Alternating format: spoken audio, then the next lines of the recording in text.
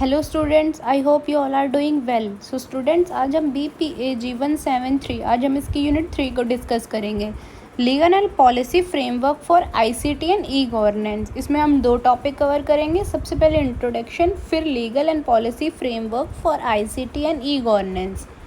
इसमें हम different policies के बारे में पढ़ेंगे। सेकेंड टॉपिक में देखो, इसके इंट्रोडक्शन में इतना कुछ खास नहीं बताया गया है। इसके इंट्रोडक्शन में यही बताया है, electronic transactions, use of monetary cards, digital signature. मतलब कि जो भी हम वो है क्या बोलते हैं, इलेक्ट्रॉनिक ट्रांजैक्शंस है, जैसे डिजिटल सिग्नेचर है, मॉनेटरी कार्ड्स है, उनको एक लीगली अप्रूव करना गवर्नमेंट के थ्रू, इस चीज़ के बारे में हम पढ़ेंगे। इसका देखो, legal and policy framework for ICT and e governance. इसमें सबसे पहले पढ़ेंगे हम इंफॉर्मेशन टेक्नोलॉजी एक्ट 2000। अब हम ये देखेंगे कि इंफॉर्मेशन टेक्नोलॉजी एक्ट क्या होता है। इसमें बताया गया है कि जो भी हमारी ट्रांजैक्शंस होती हैं, ठीक है, मतलब जैसे ट्रांजैक्शन इन द सेंस वो वाली ट्रांजैक्शन नहीं जो बैंक में होती है हमारी। इसमें है कि जो भी इलेक्ट्रॉनिक डाटा है हमारा, जैसे डिजिटल सिग्नेचर्स हैं, और क्या क्या होता है, जैसे हम कोई भी गवर्नमेंट का फॉर्म भरते हैं, फॉर्म फिल करते हैं ना हम कोई भी गवर्नमेंट का किसी भी इंफॉर्मेशन के लिए, वो उसको एक लीगली अप्रूव करना। इस एक्ट में हम उस चीज़ के बारे में पढ़ेंगे। ठीक है, देखो इसमें है both e governance and e commerce transactions are covered under this. मतलब कि जो भी ई कॉमर्स की और ई गवर्नेंस की जो भी ट्रांजैक्शंस है वो इसके अंडर ही कवर होंगी। कोई भी रिकॉर्ड्स हैं, कोई भी सिग्नेचर्स हैं, ये सब। मतलब देखो सिंपली इसको समझो, इसमें ये है कि कोई भी हमारी जो भी हमारा इलेक्ट्रॉनिक डाटा है, जैसे डिजिटल सिग्नेचर्स हैं, कोई भी रिकॉर्ड है, कोई भी हम गवर्नमेंट का फॉर्म फिल करते हैं, वो उसको लीगली अप्रूव्ड करना is called information technology act 2000।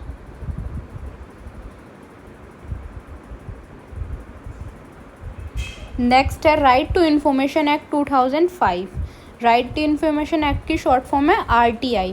ठीक है, इसमें क्या है कि हम किसी भी चीज़ के बारे में इंफॉर्मेशन ले सकते हैं। इस चीज़ का हमें लीगली क्या है, राइट है। मतलब फॉर एग्जांपल हमें किसी भी गवर्नमेंट पॉलिसी के बारे में जानकारी चाहिए तो वो क्या कर सकते हैं, हम ईज़िली ले सकते हैं। हमें कोई मना नहीं कर सकता कि नहीं भाई तुम इस चीज़ के बारे में नहीं जान सकते। हमें RTI के थ्रू हमें उस चीज़ की लीगली परमिशन है कि हम उस चीज़ के बारे में इंफॉर्मेशन ले सकते हैं, हमें कोई भी मना नहीं करेगा।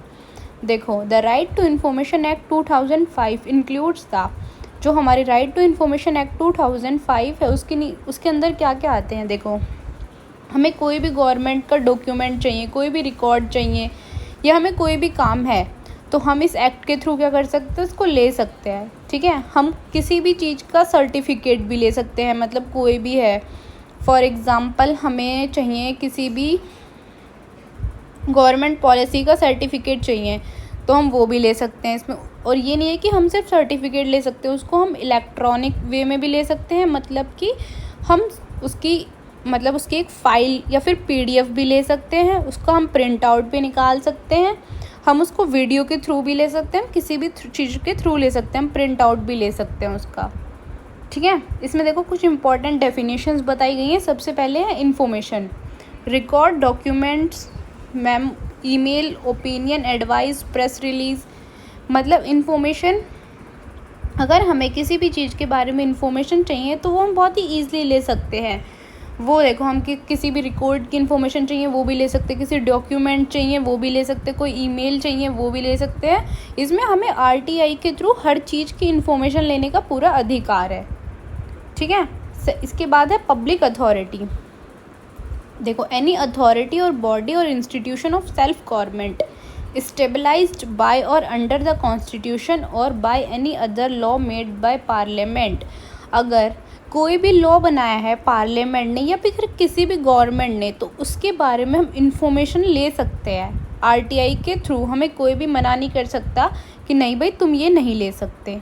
ठीक है, नेक्स्ट है record, any document, file, copy of document, image or microfilm and any other material provided by a computer or any other device। मतलब हम किसी भी चीज़ का रिकॉर्ड भी ले सकते हैं, किसी भी डॉक्यूमेंट का, किसी भी फाइल का, या हम उस डॉक्यूमेंट की कॉपी भी ले सकते हैं, इमेज भी ले सकते हैं, फिल्म्स भी ले सकते हैं, ये हम कुछ भी ले सकते हैं। हम RTI के थ्रू में पूरा अधिकार है। ठीक है। देखो नेक्स्ट है central public information officers and state public information officers. इसमें क्या बताया गया है कि it is the duty of every public authority to designate as many officers in all administrative units or offices under it as may be necessary to provide information to the person requested। मतलब कि हमें कोई भी information चाहिए, ठीक है, किसी भी पब्लिक अथॉरिटी के बारे में, तो हम क्या कर सकते हैं, डायरेक्ट इन्फॉर्मेशन ले सकते हैं बिना कोई भी क्या दिए कि भाई हमें ये भी नहीं, उनको एक रीज़न भी नहीं देना कि हमें ये इन्फॉर्मेशन इसके लिए चाहिए, नहीं, हम डायरेक्ट इन्फॉर्मेशन ले सकते हैं। ठीक है, विद इन 100 डेज़, मतलब 100 डेज़ में तुम्हें किसी भी चीज़ के बारे में इंफॉर्मेशन चाहिए तो वो तुम ले सकते हो। एप्लीकेट authority, the officers immediately senior in rank to the PIO and appointed by the appropriate public authority. इसमें भी यही बताया गया है कि कोई भी अथॉरिटी है कहीं पे भी आप इंफॉर्मेशन ले सकते हैं किसी भी बड़ी से बड़ी अथॉरिटी के बारे में। देखो नेक्स्ट है central information commission. It consist of a chief information commissioner and such number of information commissioners. मतलब ये जो इसमें जो कमिश्नर्स होते हैं वो 10 लोगों से ज़्यादा नहीं होते, ठीक है, अगर डिमांड है तो ही होंगे 10, वरना 10 से हमेशा क्या होंगे, कम ही होंगे। और ये कौन अपॉइंट करता है, प्रेसिडेंट अपॉइंट करता है इन लोगों को, ठीक है। The leader of opposition in Lok Sabha and union cabinet nominated, और ये किसके थ्रू नॉमिनेटेड होते हैं, प्राइम मिनिस्टर के through. Chief information commissioner and information commissioner, every information commissioner shall head a office for a team of 5 years। मतलब कि हर information की commissioner की कितनी वो होती है, सिर्फ 5 साल, ठीक है। जैसे गवर्नमेंट का होती है हर 5 साल बाद चेंज होती है, तो ऐसे इन लोगों का होता है, ये भी हर 5 साल बाद चेंज होते हैं, ठीक है। और ये कौन सी एज में होते हैं, 65 ईयर्स की एज होनी चाहिए या फिर उससे ज़्यादा होनी चाहिए, उसी को हम अपॉइंट करेंगे। और ये नहीं है कि मान लो एक पहले कोई पर्सन है वो हमने अपॉइंट कर लिया, उसके बाद दोबारा से हम उसी पर्सन को अपॉइंट नहीं कर सकते, मतलब रीअपॉइंटमेंट नहीं हो सकती किसी की भी। इसके बाद देखो हम RTI का प्रोसीजर क्या है, इसमें ये बताया गया है। देखो अगर किसी भी एप्लीकेंट को किसी भी चीज़ का रिकॉर्ड चाहिए तो वो हिंदी या इंग्लिश में ले सकता है, या फिर किसी भी ऑफिशियल लैंग्वेज, मतलब कि फॉर एग्ज़ाम्पल आप बिहार में रहते हो तो उनकी जो ऑफिशियल लैंग्वेज है उसमें भी आप वो चीज़ की इन्फॉर्मेशन ले सकते हो। मतलब उसकी जो लोकल लैंग्वेज है ना, लोकल नहीं सॉरी ऑफिशियल लैंग्वेज है, उसमें भी आप इन्फॉर्मेशन ले सकते हो बिना कोई भी रीज़न दिए कि भैया हमें सिर्फ क्या करना है, एक रिक्वेस्ट डालनी है कि हमें इस चीज़ के बारे में इन्फॉर्मेशन चाहिए, बात ख़त्म। हमें उसके लिए कोई रीज़न नहीं देना कि हमें क्यों चाहिए, कैसे चाहिए, नहीं, बस हमें चाहिए तो चाहिए, ठीक है।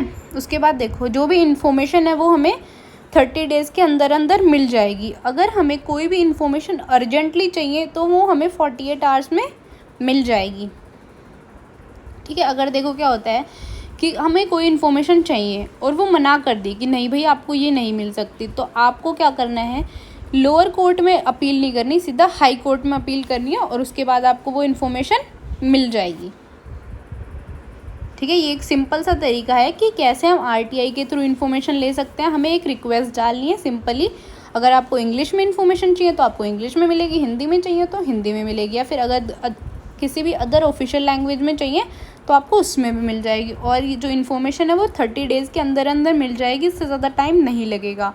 और हाँ, कोई भी फ़ीस, अगर उस इन्फॉर्मेशन के लिए कोई फ़ीस है, मान लो फॉर एग्ज़ाम्पल 50 या 100 रुपीज़, तो वो आपको पे करने पड़ेंगे। अगर आप बिलो पॉवर्टी लाइन हो तो भी वो आपको पे नहीं करने पड़ेंगे वो फ़ीस, ठीक है, आपको डायरेक्ट मिल जाएगी। और ये 30 डेज़ के अंदर इन्फॉर्मेशन मिल जाएगी। अगर किसी वजह से वो मना करते हैं कि हम आपको इन्फॉर्मेशन नहीं दे सकते, तो आप सीधा हाई कोर्ट में अपील करो, और किसी भी अर्जेंट चीज़ की इन्फॉर्मेशन आपको चाहिए तो वो 48 आवर्स में आपको ईज़िली मिल जाएगी, ठीक है। नेक्स्ट है नेशनल ई गवर्नेंस प्लान 2006। इसमें यह बताया गया है कि इनका क्या एम है। देखो the NEGP aims at improving delivery of government services to the citizens and business with the following vision. इसमें यह है कि कोई भी गवर्नमेंट की सर्विस है वो सब लोगों को इक्वली मिलनी चाहिए, ठीक है, कोई भी गवर्नमेंट पॉलिसी लाती है, कोई भी प्रोग्राम लाती है, तो सब लोग उसको बराबर फ़ायदा उठाओ। ये नहीं कि भाई तूने ज़्यादा उठा लिया मैंने कम, नहीं, सब लोगों को बराबर सर्विस मिलेगी। ठीक है, इसमें देखो, make all government services accessible to the common man in his locality through common service delivery, मतलब कि सब लोगों को इक्वल सर्विस मिलेगी, जो चाहे कोई कहीं पे भी रहता हो, उस चीज़ से कोई फ़र्क नहीं पड़ता। और ये सब चीज़ें क्या होंगी, बिल्कुल ट्रांसपेरेंट, मतलब जो स्कीम बताई गई है वही दी जाएगी। ये नहीं कि स्कीम में तो हमने बता दिया कि हमें इतना इतना करेंगे और हमें ऐसी कोई सर्विस नहीं मिल रही।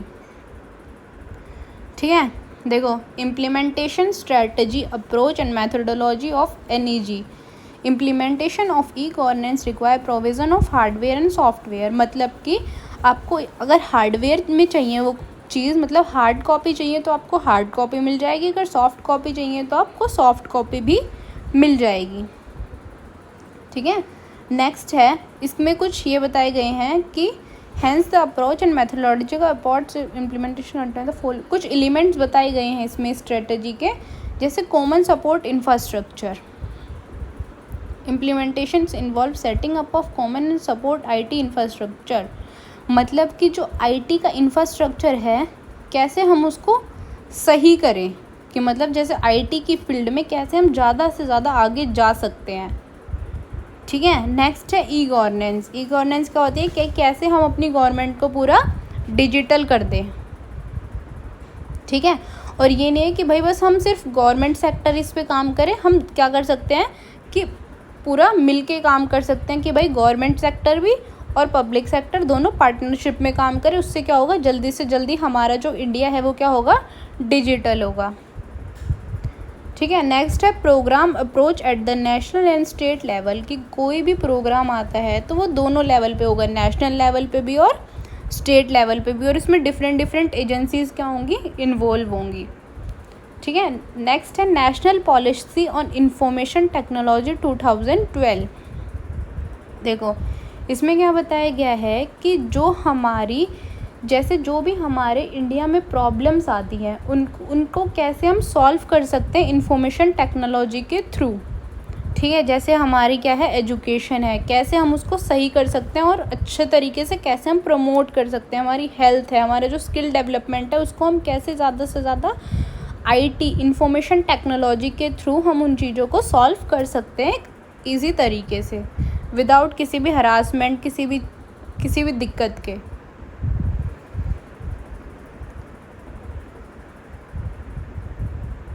ठीक है, देखो इसका विज़न क्या है, इसमें देखो, it is rooted in the convention that IT has the power to transform India and improve the lives of Indian, मतलब कि ICT इंफॉर्मेशन कम्युनिकेशन टेक्नोलॉजी में पावर है कि वो हमारे इंडिया को कैसे एक बेहतर इंडिया बना सकता है, मतलब कैसे उसमें हर चीज़ डिजिटल हो सकती है और कैसे जो लोगों की ज़िंदगी है वो भी अच्छी हो सकती है।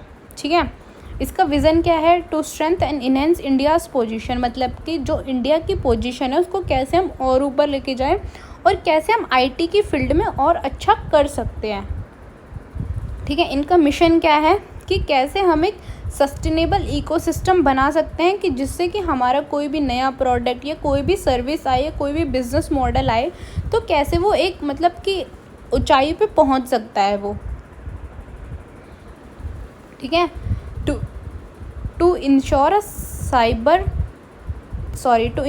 Secure cyber space to facilitate trust and enable, मतलब कि कैसे हम एक ट्रस्ट कर सकते हैं कि हाँ भाई IT के थ्रू हम अपने लेवल को और ज़्यादा हाई कर सकते हैं।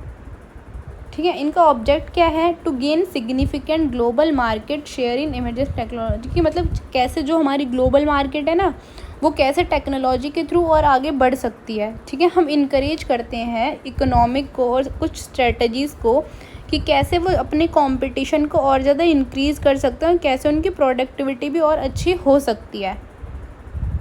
ठीक है, इसका एक और ऑब्जेक्टिव है सबसे इम्पॉर्टेंट, कि कम से कम एक घर में एक इंसान ऐसा होना चाहिए कि हाँ भाई जिसको हर चीज़ की नॉलेज है। ठीक है, मतलब एक इंसान लिटरेट होना चाहिए, ये नहीं कि सभी एक जैसे हो, मतलब कि एक इंसान IT की फील्ड में कंपलसरी होना ही चाहिए। ठीक है, इसकी स्ट्रेटजीज़ देखो, इससे क्या होगा, हमारा जो ह्यूमन रिसोर्स है वो क्या होगा, और ज़्यादा डेवलप होगा। ठीक है, हमारी आईटी की इंडस्ट्रीज़ और ज़्यादा डेवलप होंगी, हमारी प्रोडक्टिविटी इंक्रीज़ होगी, हमारा जो कंपटीशन है वो क्या होगा, और ज़्यादा हाई हो जाएगा। मतलब कि अगर हम अपना अच्छा करेंगे तो दूसरे देश क्या करेंगे, हमसे कुछ ना कुछ सीखेंगे, तो इससे कंपटीशन क्या होगा, हाई होगा। ठीक है, अब देखो नेक्स्ट है डिजिटल इंडिया, कि कैसे हम अपने इंडिया को डिजिटली बना सकते हैं। ठीक है, इसमें यही बताया गया है कि कैसे हम अपने इंडिया को क्या कर सकते हैं, डिजिटल बना सकते हैं। डिजिटल देखो, अब ये तो है नहीं कि भाई देखो जिन लोगों को कंप्यूटर्स चलाने नहीं आते तो वो ये तो है नहीं कि एकदम से ही कंप्यूटर चलाना सीख जाएंगे। क्या होगा, धीरे धीरे जब हम उनको स्किल प्रोवाइड करेंगे जब भी तो वो सीख पाएंगे ना कि हाँ भाई ऐसे कंप्यूटर चलता है, इसमें ऐसे ये फंक्शन होता है, ऐसे ये फंक्शन होता है। ठीक है, अब देखो विज़न क्या है हमारे डिजिटल इंडिया का। Vision of digital India is centred on the 3 की एरियाज़। इसमें 3 की एरियाज़ बताए गए हैं। सबसे पहले डिजिटल इंफ्रास्ट्रक्चर होना चाहिए। ठीक है, सेकंड है governance and service on demand होनी चाहिए। ठीक है, डिजिटल एम्पावरमेंट होनी चाहिए सिटीजन्स की। ठीक है, डिजिटल इंडिया के भी क्या है, 9 पिलर्स है जिन्हें हमें अचीव करना ही करना होगा, और इसकी कॉस्ट कम से कम 100 करोड़ आ रही है अभी जो ऑनगोइंग स्कीम्स चल रही हैं, और जो नई स्कीम आएंगी उसके लिए 13 करोड़, और हमें वो करना होगा कि हमें इतना भाई इतने से इतने पैसे तो हमें खर्च करने ही पड़ेंगे, क्योंकि हमें हर जगह कंप्यूटर्स देने पड़ेंगे, हर जगह लैपटॉप देने पड़ेंगे।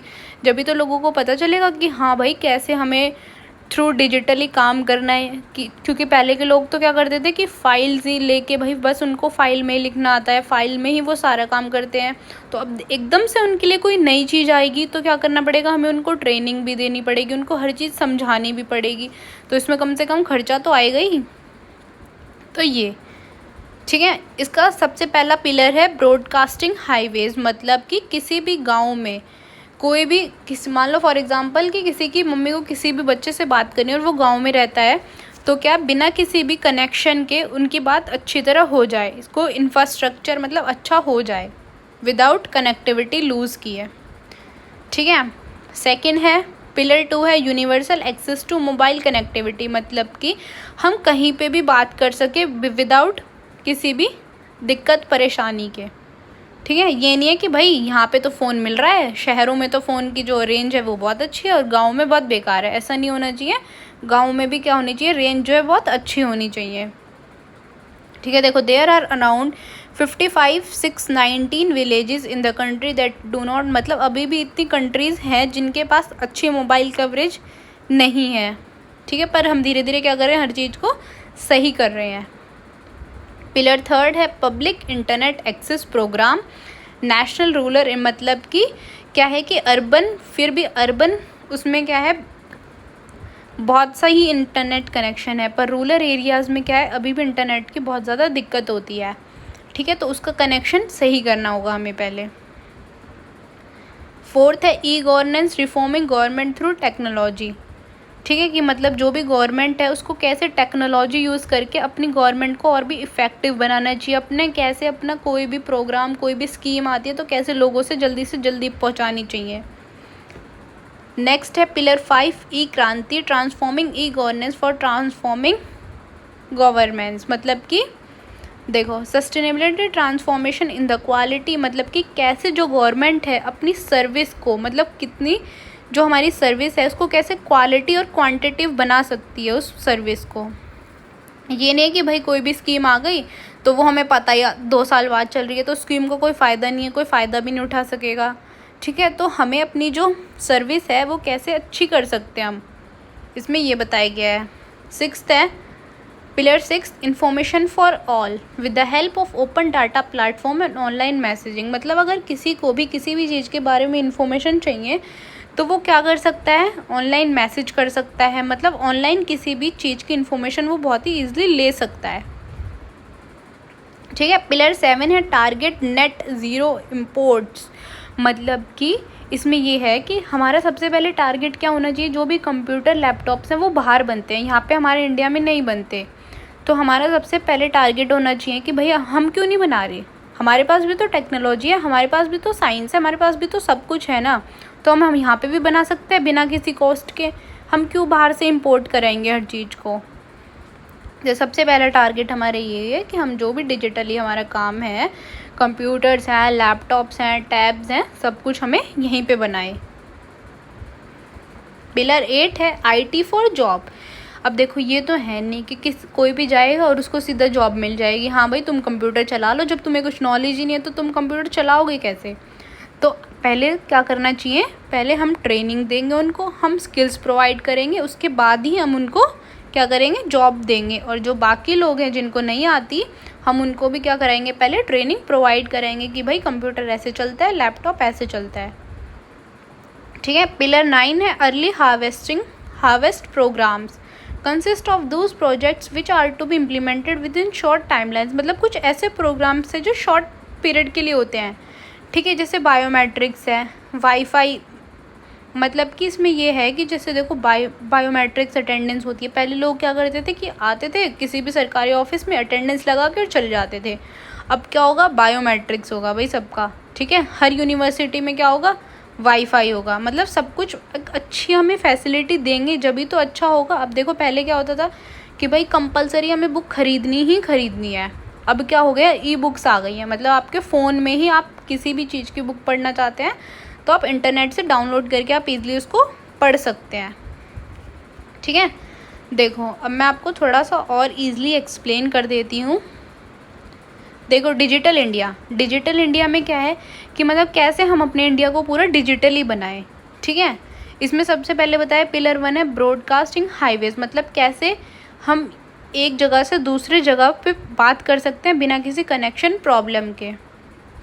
नेक्स्ट है universal access to mobile connectivity. मतलब हम कहीं पे भी बैठ के कहीं पे भी बात करें, उसकी कनेक्टिविटी बहुत अच्छी होनी चाहिए। ये नहीं कि भाई यहाँ वहाँ पे तो रेंज ही नहीं आ रही है, हम बात कैसे करें। ठीक है। Public internet access programme national rural, मतलब कि जो रूरल एरियाज़ है उसमें भी इंटरनेट कनेक्शन क्या होना चाहिए, बहुत ही अच्छा होना चाहिए। 4th पिलर है e governance reforming government through technology. मतलब कि कैसे गवर्नमेंट अपने IT सेक्टर में अच्छे से अच्छा परफॉर्म कर सकती है। ठीक है। पिलर 5th है ई क्रांति transforming e governance for transforming e governance. मतलब कि कैसे हम अपनी सर्विसेज अच्छी कर सकते हैं, कैसे गवर्नमेंट अपनी सर्विसेज को अच्छी कर सकती है। पिलर 6 है इन्फॉर्मेशन टू ऑल। अगर किसी को भी किसी चीज़ के बारे में इन्फॉर्मेशन चाहिए तो वो थ्रू इन्फॉर्मेशन टेक्नोलॉजी को वो ईजिली इन्फॉर्मेशन ले सकता है। पिलर 7 है टारगेट नेट ज़ीरो इम्पोर्ट। मतलब कि हम क्यों बाहर से इम्पोर्ट करें जब हमारे पास पूरी फैसिलिटी है यहाँ करने की। तो हम ज़्यादा से ज़्यादा कोशिश करें कि कंप्यूटर लैपटॉप हम यहीं पे बनाएं। उससे हमारा क्या होगा, जो खर्चा होगा वो भी कम होगा।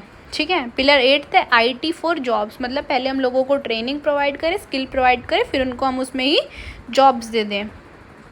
अर्ली हार्वेस्टिंग सिस्टम, पहले क्या होता था कि भाई अटेंडेंस लग रही है वैसे पेज पे, अब क्या हो गया, बायोमेट्रिक्स आ गई है, हर यूनिवर्सिटी में वाईफाई आ गए हैं। ठीक है। ये सब तो हो गए। अभी हमारा क्या है, फ्यू चैलेंजेस और हैं। ठीक है। High level of digital illiteracy. मतलब लोग क्या है कि उनको डिजिटल नॉलेज बहुत कम है।